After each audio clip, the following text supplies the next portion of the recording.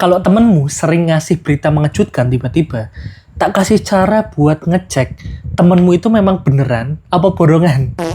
Aturan pertama, kebohongan itu nggak konsisten. Coba kamu tanyain hal-hal kecil yang biasanya itu dilupain sama pembohong. Misalnya, kamu dengar berita itu kapan? Yang ngomong siapa? Kamu dengar sendiri apa kata orang?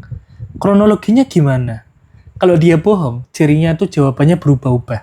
Makin ditanya dia tuh makin muter-muter, makin berbelit-belit gitulah.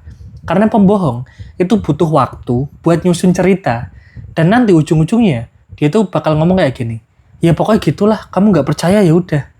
Dan kalau dia cerita terlalu detail di bagian yang nggak terlalu penting, bukan cerita intinya lah.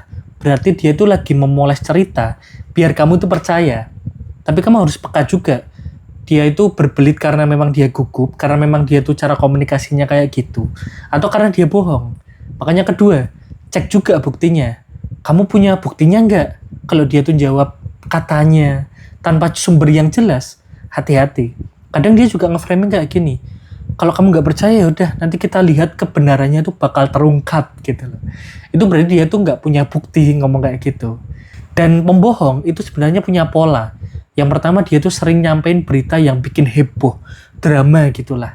Terus beritanya itu selalu nggak bisa diverifikasi. Ketiga, dia juga kadang stop kita dengan kalimat kayak gini. Aku nggak mungkin bohong sama kamu. Kalau gitu jawab aja.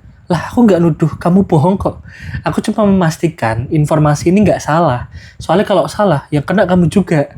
Kadang walaupun dia tuh tetap ngotot setelah itu, kalau berita itu bener gitu loh, tanpa membuktikan apapun, bakal kelihatan tuh dia tuh kadang jadi agak kendor ceritanya, nggak seyakin ketika dia tuh cerita di awal tadi. Atau kalau kamu pengen tegas, pakai 3 filternya Socrates.